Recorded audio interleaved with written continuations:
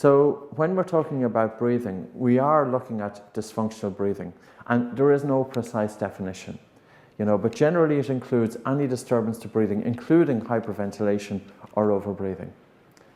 It also includes unexplained breathlessness, breathing pattern disorders, or irregularity of breathing. And hyperventilation is really what we're looking at here, although we do look at, of course, dysfunctional breathing patterns. Hyperventilation means basically it's breathing in excess of metabolic requirements of the body at that time. As human beings, we have to consider we survive in food, we survive in water, and we survive in air. And we know that, yes, we must eat a certain amount of food each day. Both the quantity and quality of food is important. We must drink a certain amount of water each day. Both the quantity and quality of water is important. We understand that, yes, we must breathe a certain quality of air, but how much should we breathe? What constitutes normal breathing? And the traits of dysfunctional breathing, they're seemingly innocuous.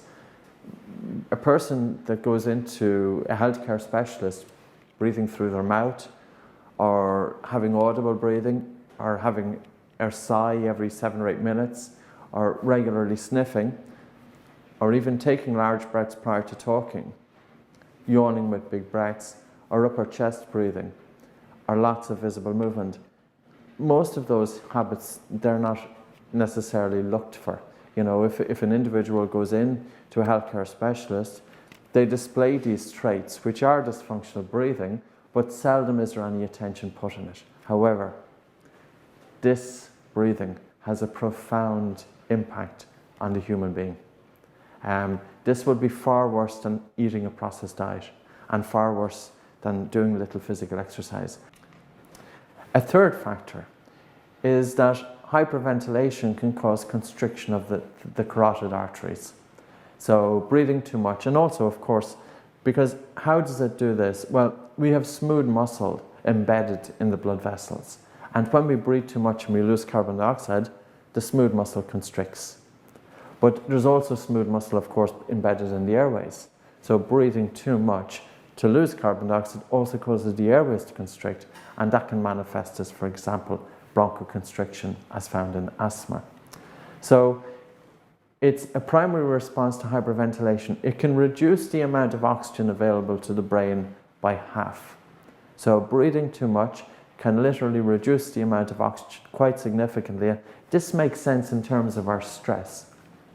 Earlier on, we spoke about stress, and I said, yes, when we get stressed, our breathing gets faster, it becomes more noticeable, we often breathe through the mouth, and then we can't think straight. That the treatment of pediatric obstructive sleep apnea and sleep disorder breathing means restoration of continuous nose breathing during wakefulness and sleep. So here's the founding father of obstructive sleep apnea coming out and talking about the importance of nose breathing in the treatment of pediatric obstructive sleep apnea. This paper here, also co-authored by Dr. Christian Guilleminault, the case against mouth breathing is growing, and given its negative consequences, we feel that restoration of the nasal breathing route as early as possible is critical. I go on with the same paper. In fact, restoration of nasal breathing during wake and sleep may be the only valid, complete correction of pediatric sleep disorder breathing.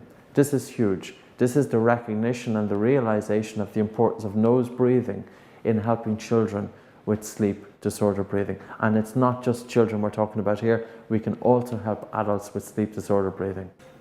So sleep disorder breathing, poor school performance, and hyperactivity are all mental complications seen in many children related to their nasal allergies. And what's happening here is that a child their nose is blocked, they've got higher incidence of snoring, higher incidence of obstructive sleep apnea, the child, of course, is waking up exhausted.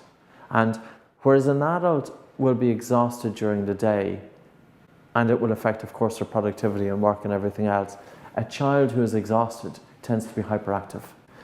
The effect of mouth breathing on the craniofacial element of it. So here, Harari's paper, mouth breathers demonstrated considerable backward and downward rotation of the mandible, increased overjet or buck teeth, increase in the mandible plane angle, so they have a longer face. Because literally when the mouth is open, the whole face sinks.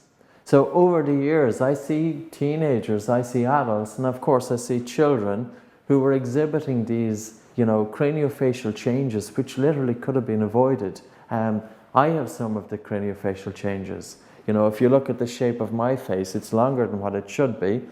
And also my maxilla, which is my top jaw, is set back. My maxilla should be about 20 millimeters forward. My mandible is set back, and because my mandible is set back, my upper airways are smaller. So literally the whole face sinks downwards and grows in length due to the mouth hanging open. I've got a very narrow palate. I have, for example, crooked teeth. I had problems, of course, with sleeping, with everything else, and this stems back to the changes that happened as a result of the seemingly innocuous traits of mouth breathing. Snoring, sleep apnea, myofunctional therapy is quite a useful adjunct. Many people, their job involves a lot of talking. For example, they could be school teachers, they could be lecturers, they could be doing telemarketing, they could be meeting with customers all day, it could be a therapist who is speaking to clients all day. And during speaking, our breathing volume increases, but it's not matched with an increase in metabolic activity. For example, it's okay when our breathing volume increases when we go for a fast walk, or we go for a jog, we go for a run, because there is an increase in metabolic need for oxygen. But during talking, breathing volume increases, but there's no corresponding increase in metabolic activity. The result is overbreathing. And many of these individuals, they may notice that they're very tired following a day's talking.